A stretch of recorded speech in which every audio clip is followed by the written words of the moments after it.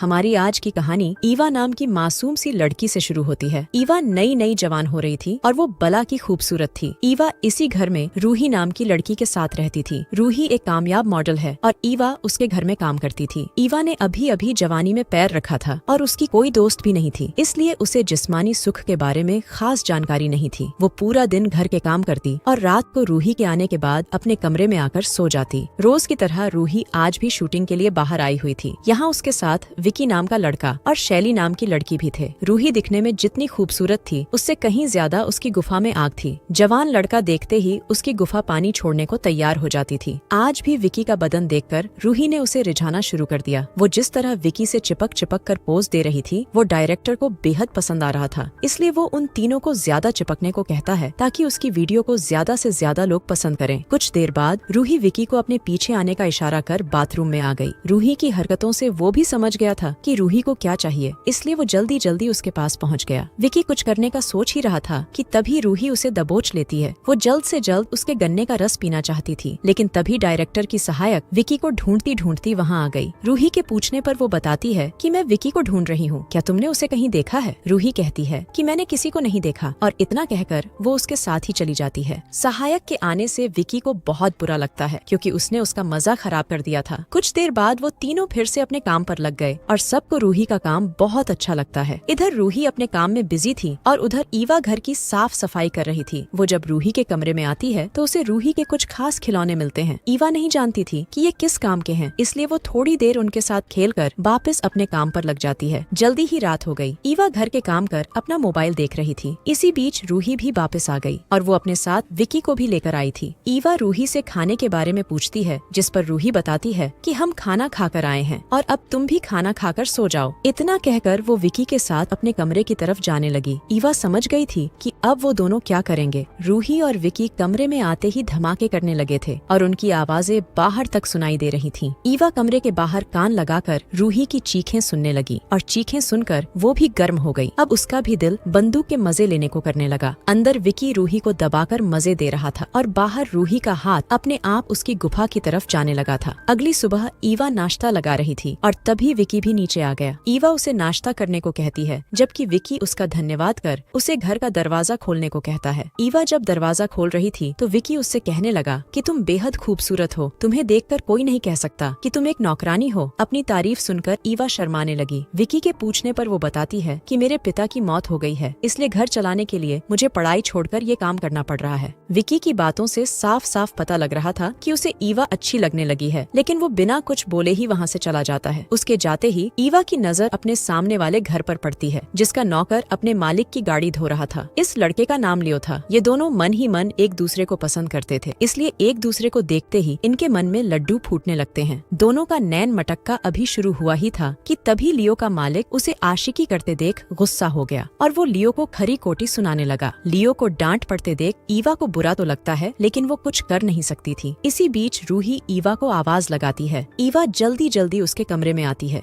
रूही ने कपड़े नहीं पहने थे, इसलिए ईवा नजरें घुमाकर उससे बात करती है। रूही विकी के बारे में जानना चाहती थी, जिस पर ईवा उसे बताती है कि वो तो सुबह ही चला गया था। ये सुनकर रूही नहाने चली जाती है। रूही जब नहा रही थी तो ईवा छुपकर उसे देखने लगी। असल में ईवा जानना चाहती थी कि जवान शरीर कैसा दिखता है और कैसे एक गुफा में धमाके किए जाते हैं, इसलिए वो छुपकर रूही को देखती रहती थी। रात को लियो ईवा से मिलने आता है। लियो कहता है कि मेरा मालिक हमेशा मुझे डांटता रहता है। जब उसने रूही के बारे में पूछा तो ईवा बताती है कि रूही बहुत अच्छी है। इसी बीच वो ईवा को बताता है कि मैं जानता हूँ कि रूही रोज किसी के साथ अपना पानी निकालती है। उसकी आवाजें पूरे मोहल्ले में सुनाई देती हैं, जिन्हें सुनकर मेरा भी धमाके करने को मन करने लगता है। आज रात भी रूही किसी के साथ मजे कर रही थी और ये दोनों उनकी आवाजें सुन रहे थे। दोनों अभी बातें कर ही रहे थे कि तभी लियो का मालिक उसे पुकारता है, इसलिए उसे जाना पड़ता है। दूसरे दिन सुबह रूही तैयार होकर शूट पर जाने लगती है। वो ईवा को बताती है, आज रात मुझे आने में देर हो जाएगी, इसलिए तुम मेरा इंतजार मत करना। इतना कहकर वो चली गई और तभी गली में सब्जी वाली आती है। आस पास के सभी लोग इसी से सब्जी लेते थे, इसलिए उसकी आवाज सुनकर बाकी नौकर भी बाहर आ गए। ईवा सब्जी में खीरा और बैंगन लेती है, जिसे देखकर वो दोनों ईवा के साथ हंसी मजाक करने लगी। वो दोनों उसे इन सब्जियों का सही काम बताने लगती है, जिसे सुनकर ईवा शर्मा जाती है। वो उसे बताती है कि पहली बार पानी निकालने पर कितना सुकून मिलता है। ईवा को उनकी बातें सुनकर मजा आ रहा था। सब्जी लेने के बाद वो घर की साफ सफाई करने लगी। रूही के कमरे से उसे पहले कुछ पैकेट मिलते हैं और फिर उसके हाथ 3-4 सुरक्षा कवच लगते हैं जो भरे पड़े थे। ईवा जल्दी जल्दी सारा कचरा उठाकर कूड़ेदान में फेंक देती है। देर रात को जब ईवा नींद में थी तो लियो उसे आवाज लगाता है। जब ईवा उससे मिलने बाहर आई तो वो उसे रूही की गर्म आवाजें सुनने को कहता है। रूही की आवाजें सुनकर लियो गर्म हो गया और वो खुद पर काबू नहीं कर पाता। वो ईवा को भी गर्म करने की कोशिश करता है, लेकिन जल्दी ही ईवा उसे रोक देती है और उसे वापस जाने को कह देती है। उसे थोड़ा बुरा तो जरूर लगता है, लेकिन वो ईवा से प्यार करता था, इसलिए वो चुपचाप वहाँ से चला जाता है। इसके बाद ईवा अपने कमरे में आ गई। भले ही उसने लियो को भगा दिया था, लेकिन उसकी हरकत ने ईवा के बदन में आग लगा दी थी। दिन में उसने जो सब्जी ली थी अब वो उसका इस्तेमाल करने लगती है। देखते ही देखते उसने लियो को याद करते करते अपनी गर्मी शांत कर ली। सुबह जब ईवा रूही को जगाने उसके कमरे में आई तो उसे रूही के कमरे में शैली दिखती है। मतलब रात को रूही किसी लड़के के साथ नहीं बल्कि शैली के साथ मजे कर रही थी। ईवा नाश्ते के लिए कहकर दरवाजा बंद कर देती है और फिर उन दोनों की आवाजें सुनने लगती है। रूही को शैली के साथ देखकर ईवा समझ गई कि रूही को लड़के लड़कियां दोनों ही पसंद हैं। कुछ देर आवाजें सुनने के बाद वो नीचे आकर नाश्ता करने लगी, जबकि रूही और शैली की गर्म आवाजें पूरे घर में गूंज रही थीं। थोड़ी देर बाद जब वो दोनों चली गईं, तो लियो ईवा से मिलने आता है। वो ईवा से कल रात के लिए माफी मांगने आया था। वो कहता है कि रूही की आवाजें सुनकर मैं बहक गया था, लेकिन अब से मैं ध्यान रखूंगा। ये सुनकर ईवा उसे माफ कर देती है। आज रात फिर से ईवा लियो से मिलती है। वो उसे बताता है कि मैं तुमसे बहुत प्यार करता हूँ। ये सुनकर ईवा भी कह देती है कि मुझे भी तुम बहुत अच्छे लगते हो। दोनों अभी बातें कर ही रहे थे कि तभी ईवा को रूही के आने की आहट सुनाई देती है, इसलिए वो लियो को जाने के लिए कहने लगी। वो अभी जा ही रहा था कि तभी रूही उसे देख लेती है, लेकिन वो ईवा को इसका जरा भी एहसास नहीं होने देती। अगली सुबह रूही नाश्ता करने नीचे आई हुई थी। वो ईवा को बताती है कि आज भी उसे आने में देरी हो जाएगी, लेकिन इस दौरान वो जिस तरह ईवा को देख रही थी उसे देखकर साफ पता लग रहा था कि वो ईवा के बारे में क्या सोच रही है। रूही देर से आने वाली थी, इसलिए ईवा ने लियो को बुला लिया था। दोनों पहली बार इतने करीब थे और देखते ही देखते ये दोनों वही करने लगे जिसका लियो को कब से इंतजार था। ईवा तो रोज अपनी गुफा में धमाकों के सपने देखती थी, लेकिन आज जब सच में उसकी गुफा में धमाके हुए तो उसे उतना मजा नहीं आया जितना उसने सोचा था। अगले दिन ईवा सफाई कर रही थी। वो लियो की मेहनत से खुश नहीं थी, इसलिए वो कुछ सोचकर रूही के कमरे में आ गई। यहाँ आकर वो अपने आप को रूही और उसके दोस्तों के साथ सोचने लगी। उनके बारे में सोचकर वो बेहद गर्म हो गई, इसलिए वो रूही के बाथरूम में ही नहाने लगी। इसी दौरान रूही भी घर में आ गई और जब वो अपने कमरे में आई तो उसे बाथरूम में ईवा दिखती है। ईवा का भीगा बदन देखकर वो कुछ नहीं बोलती, बल्कि उसे पहनने के लिए कुछ कपड़े देती है। ईवा को कपड़े बेहद अच्छे लगे और वो खुद को आईने में देखने लगी। तभी रूही पीछे से आकर उसे प्यार से छूने लगती है। ईवा को उसका एहसास बेहद अच्छा लगा था, इसलिए वो उसे रोकती नहीं। उसे रूही के साथ बहुत मजा आया था, इसलिए वो लियो के पास जाकर उसे रात को मिलने को कहती है। रात होते ही वो उसके पास आ गया था। ईवा जल्दी जल्दी उसे अपनी गुफा में धमाके करने को कहती है, क्योंकि रूही ने उसका दिमाग खराब कर दिया था। ये दोनों अंदर लगे हुए थे, जबकि रूही दरवाजे पर कान लगाकर इनकी आवाजें सुन रही थी, जैसे ईवा उसकी सुनती थी। अगले दिन रूही ईवा को अपने पास बुलाकर कहती है कि मैं तुम्हारे चक्कर के बारे में सब जानती हूँ और मैं ये भी जानती हूँ कि साला तुम्हारा प्रेमी तुम्हें खुश नहीं कर पाया। वो चाहती थी कि आज रात वो ईवा और उसके प्रेमी के साथ पानी निकाले। पहले तो ईवा मना करती है, लेकिन फिर रूही के मनाने पर वो मान गई। रात होते ही उसने लियो को बुला लिया। पहले तो वो खुद उसके साथ शुरू होती है और फिर रूही उनके पास आ गई। रूही को देखकर वो समझ गया कि यहाँ क्या होने वाला है। वो रूही और ईवा पर बेहद गुस्सा करता है। उसका दिल तो कर रहा था कि वो कमीनी रूही को खेतों में भगा भगा कर गोली मारकर मार दे, लेकिन वो खुद पर काबू रखता है। वो ईवा को बताता है कि मैं तुमसे बहुत प्यार करता हूँ, लेकिन मैं ये सब नहीं कर सकता। ईवा उससे माफी मांगती है, मगर वो गुस्सा होकर चला गया। कुछ दिनों बाद ईवा रूही के साथ बाहर आई हुई थी, तभी वहाँ लियो आता है। असल में रूही को अपनी गलती का एहसास हो गया था और उसने लियो से माफी भी मांग ली थी। कहानी के आखिर में ईवा को उसका प्यार मिल जाता है और इसी के साथ इस कहानी का यही अंत हो जाता है। हमारी वीडियो देखने के लिए बहुत बहुत धन्यवाद। अगर आप ऐसी ही वीडियोस के दीवाने हैं तो प्लीज मेरे चैनल को जरूर सब्सक्राइब करें। मिलते हैं अगली वीडियो में, तब तक के लिए नमस्कार।